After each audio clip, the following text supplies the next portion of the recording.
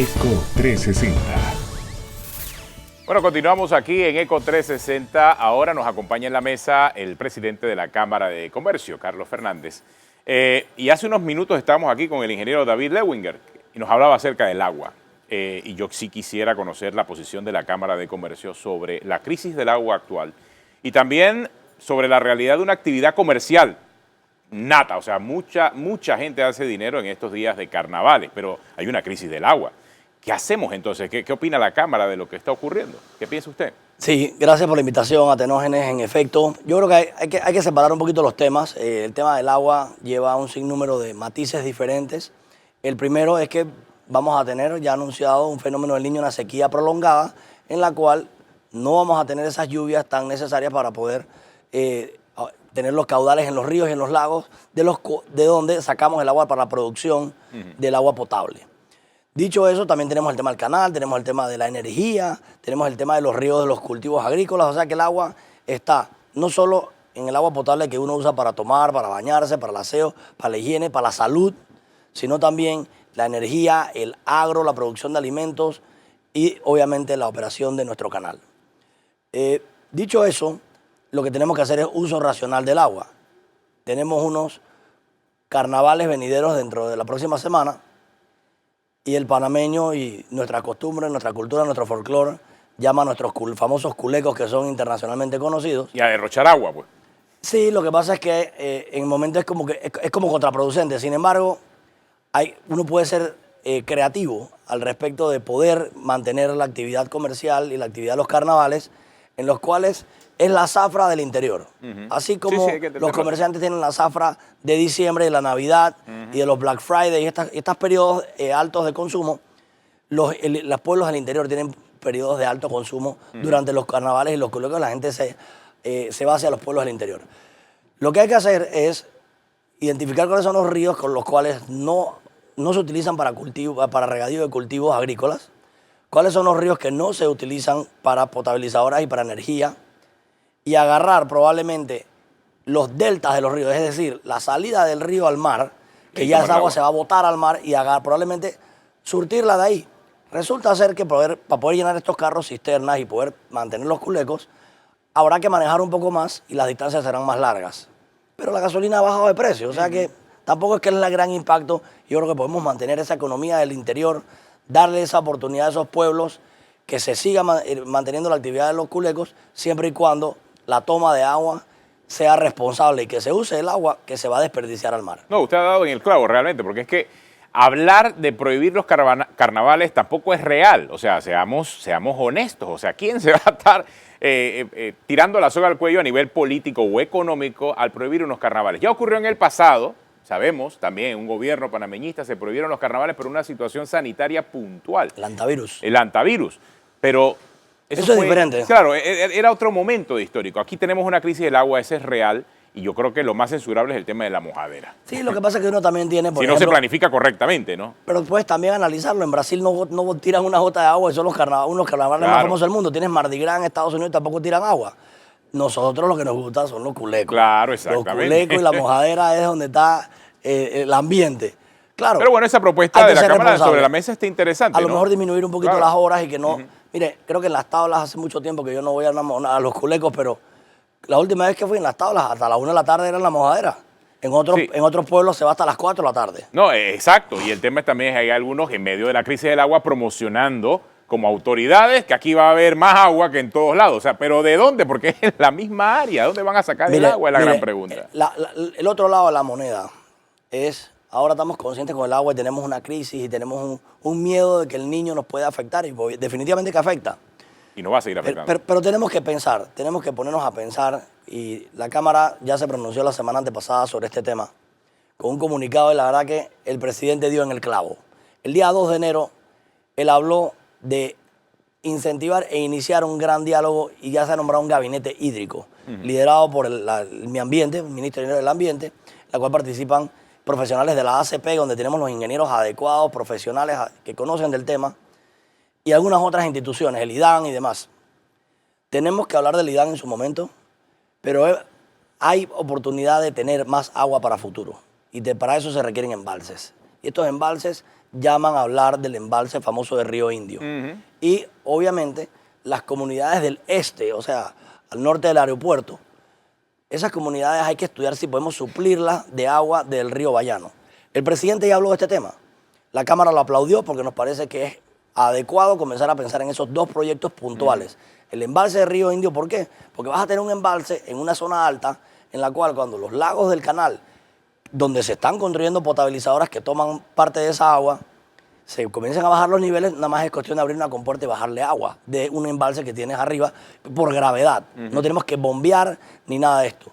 Yo creo que es interesante ponderar todas esas soluciones porque tendremos agua para operar canal y para potabilizar para mucho tiempo. Alejar la política de un tema técnico. Bueno, la política es una de las cosas que hay que hacer, pero hay que alejar.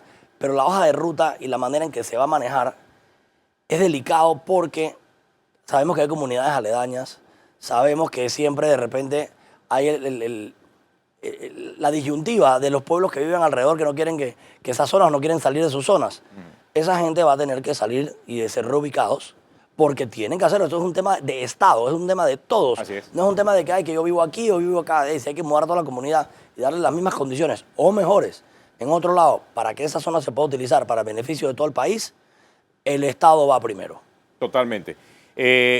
Hablando de política, sobre todo que estamos en una situación muy realmente inédita desde que comenzó el año, sobre la cual todo el mundo ha puesto el reflector en la Corte Suprema de Justicia. Una realidad que hablo inédita por lo que ya ha pasado este país y por todas las discusiones que hemos tenido. Quizás nunca hemos tenido una crisis tan seria en la Corte Suprema de Justicia como hasta ahora.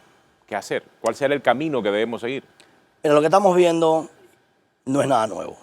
Esto viene de hace mucho tiempo, de hace muchos años. Aquí se presume que hay una independencia de los poderes del Estado y en teoría la Constitución lo establece, la ley establece que deben de ser independientes. Los ciudadanos nunca hemos confiado en el sistema de justicia. Mire, yo le repito una frase que se le he repetido 1000 veces. Creo que el magistrado presidente de la Corte Suprema, cada vez que la escucha, se pone bravo conmigo. Pero hay un refrán que dice, es mejor un mal arreglo que un buen pleito. Usted lo debe haber escuchado. Eso para mí es el insulto más grande que puede recibir la Corte Suprema de Justicia. Todos los magistrados, cada vez que alguien dice eso, lo están insultando a ellos. Porque significa que no existe manera de buscar la razón, no existe la excelencia de buscar qué es lo correcto, lo justo y lo adecuado, y es mejor hacer un mal arreglo y que uno pierda o que ambas partes cedan y hacer algún tipo de arreglo. Eso es un insulto. ¿Qué pasa? El sistema está plagueado de este sistema legal, de recursos, de tiempos que son inauditos, y aquí hay una falta de justicia. Aquí hay una mora judicial de más del 62%, y la Corte la única excusa que tiene es que no tiene su presupuesto para poder atenderla. Yo creo que es una respuesta un poco irresponsable, un poco fácil, porque en verdad lo que tienen que hacer es, como dicen, ¿sabes qué? Si tienen una mora judicial, ¿para qué se van a viajar? ¿A coger seminario de qué? Si no está preparado usted para ser magistrado, o uno o el otro, los magistrados no tienen por qué viajar, a menos que estén de vacaciones, y que les corresponden sus vacaciones. Pero esto de los viajes es un tema que se sabe toda la vida. Tienen que estar aquí atendiendo su justicia. Y más cuando hay mora, 62% de las personas que tienen medidas cautelares. A costa del impuesto que pagamos todos. Pero quédese acá, no se vaya todavía. Tenemos Entérate y después de la pausa seguimos hablando con el presidente de la Cámara de Comercio sobre este mismo tema, el tema de cómo vamos a renovar la confianza en nuestro sistema de justicia.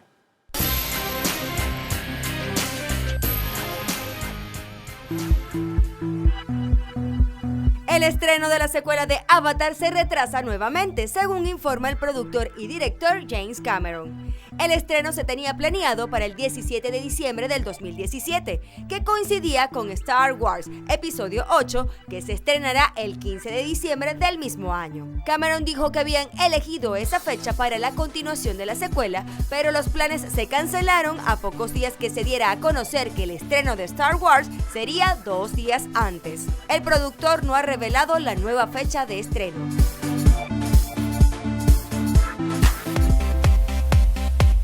Mark Wahlberg Wahlberg anunció que participará en una película que tratará sobre el atentado terrorista ocurrido en Boston en abril del 2013. No puedo decir mucho porque el proyecto está apenas en proceso, pero estoy emocionado. He estado involucrado con personas e historias y creo que va a haber mucha gente orgullosa, dijo el actor.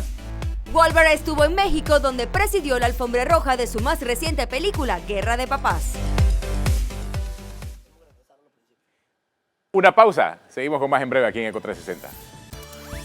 Al regresar, Recuperar la confianza.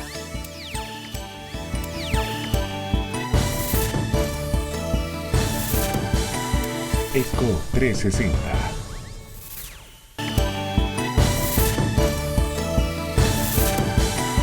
Eco 360. Seguimos en Eco 360, ya en la parte final hablando con el presidente de la Cámara de Comercio, Carlos Fernández, y antes de irnos a la pausa hablábamos sobre, bueno, cómo recuperar la confianza en la justicia. Yo creo que ese es el reto que tenemos todos, más aún por los grandes retos que tiene la justicia, con los casos que está investigando la justicia, con el proceso que se le sigue al expresidente Ricardo Martinelli. Hay tanto sobre la mesa, pero encima de todo eso está ahora el dedo que apunta a cada uno de los magistrados de la Corte, el dedo que apunta a toda la Asamblea de Diputados que también le toca investigar a la Corte. ¿Qué hacemos? Muy complicado el panorama. Mire, yo no diría la confianza solo en el sistema de justicia y en la Corte. Yo te abordaría en que la confianza es en la clase política. El presidente habló de que él quiere devolverle la confianza a la clase política, pero el pueblo está muy cansado y lleva la política muy a flor de piel. Y todo el mundo está pendiente. Es más, personas ajenas a lo legal, tú, yo y muchas otras personas, estamos el día entero viendo el tema de los casos y las medidas cautelares y cuál es el procedimiento procesal legal y todas estas cosas que no es nuestro ámbito, pero ya nos vamos empapando en el tema. ¿Por qué? Por sed de que haya justicia y confianza en nuestro sistema. En efecto, yo creo que la metodología de escogencia de los magistrados, se ha hablado 1000 veces del tema, ya es hora de que lo aterricemos. Han hablado de una constituyente. Nosotros no estamos muy de acuerdo con una constituyente porque hoy en día, con la clase política que hay, donde comiencen a debatir la constitución, uno no sabe qué va a salir de ahí.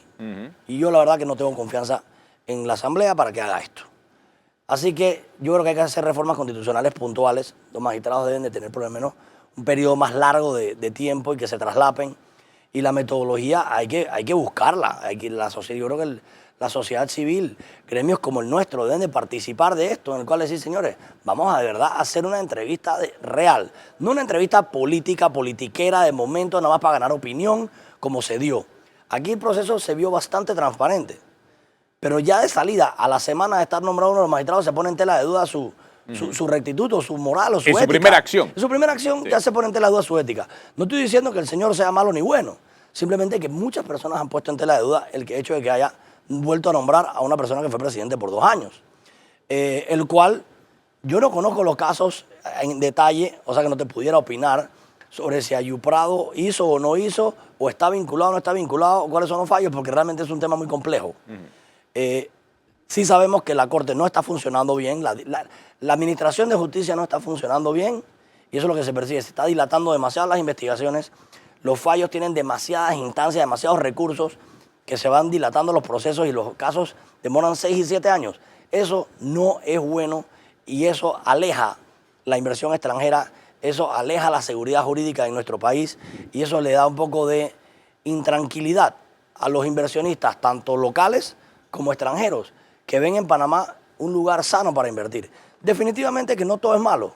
Panamá está muy por encima de todos los países de la región y de Latinoamérica en crecimiento, en condiciones favorables. Tenemos una economía dolarizada, cuando todas las economías de Sudamérica están sufriendo los embates de la devaluación de sus monedas, en el cual han perdido el poder adquisitivo. Claro, pero si seguimos con esta situación y inestabilidad política, en algún momento va a golpear la parte económica. Definitivamente que lo va a hacer, pero y ahí es donde tenemos que intervenir y tenemos que decir, señores, ¿hasta cuándo? Pero todavía estamos a tiempo de intervenir. Estamos a tiempo, pero mire, la clase política está muy deteriorada. En la Asamblea usted ve, invitan al administrador del canal y lo insultan, lo agreden. ¿Qué tipo de decencia estamos proyectando? La Asamblea quiere tratar de mejorar su imagen, pero la dañan con las acciones. Entonces, la mujer del César no solo debe serlo, sino parecerlo. Ahí tenemos un lenguaje soez que vemos entre 2 diputadas, tenemos un caso de narcotráfico, un caso de placa. Por el amor a Dios, ¿qué clase de político es lo que tiene este país? ¿Hasta cuándo? Tenemos que adecentarnos y para eso se requiere una transformación. Pienso yo y le mando el mensaje al presidente de la Asamblea, ponga orden en su recinto y autorregúlense. El que falta a la ética, a la moral y a un comportamiento tiene que ser suspendido sin paga. Ponga orden y usted ve cómo la gente comienza a marchar recto.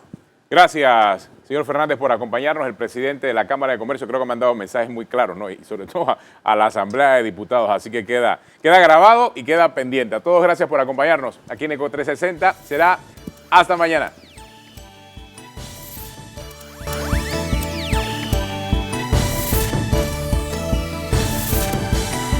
ECO 360.